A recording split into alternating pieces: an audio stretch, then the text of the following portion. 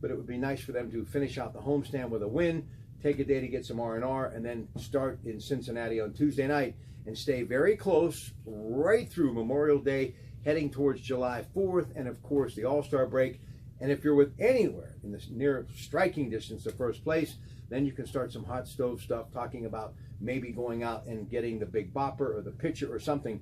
But with the nucleus they have right now, I think all of us should be very excited about Pirate baseball. And that's why right now, in my opinion, post the NHL playoffs, the NBA, anything happening anywhere in the world of sports, it's the Pittsburgh Pirates, I think, is your headline. Yeah, I agree with you, Rob. Now that the Penguins are out of the way, it's all about the Pittsburgh Pirates until we get to Steelers training camp. And you always want to, if the Pirates are within that pack, and this is going to be hopefully a 4-team race in the National League Central Division, then anything can happen. So everybody starts knocking each other off as you get later in the season. They have a chance. They just need to stay in touch with that. All right, Nick Kingham pitched yesterday, did not figure in a victory, ended up getting a loss. He gave up 3 earned runs, but he has proven after a very long stint, almost a decade long in the minors, that he has the ability to be a starter. But the problem is Josh Harrison, their leadoff batter, is back, and he had to go back down.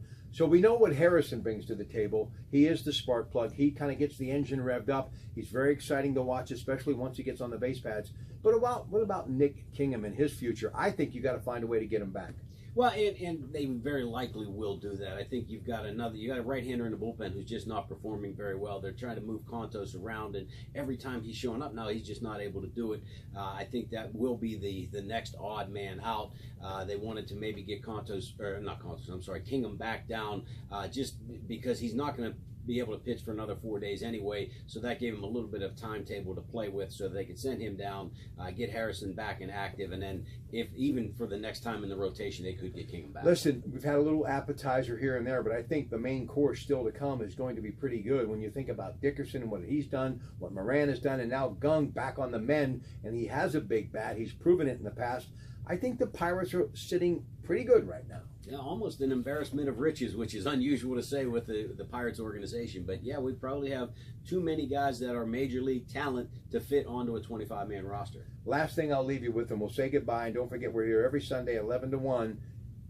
If Jordy Mercer just continues to do what he does, 3 for 3 yesterday, I think good faith, and I'm not one to open the checkbook. I think the Nuttings have done everything perfectly, and I think Neil Huntington and Frank Coonley have been just absolutely perfect, not showing their cards, staying below the radar. This team has been very competitive, and I have said many times to Pirate fans, we have had great baseball over the last 5 years, and if you've been a fan lifelong like me, we had like a 20-year drought. It's been really a very healthy time to be a Pirates fan, but I would reach out and give this guy, maybe not a 5-year deal, 2-3-year deal, maybe a 3rd-year option, because he has stayed with this team through thick and thin. He's been a team player. He's been great in the locker room, and he is as steady as she goes.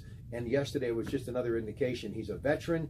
You need somebody like that in the lineup, especially at the shortstop position. I don't think they have anybody in the minor league who's going to step in, and the price of going out and getting someone like a Mercer is probably going to cost you more. Plus, this guy knows the city, and he's a fan favorite.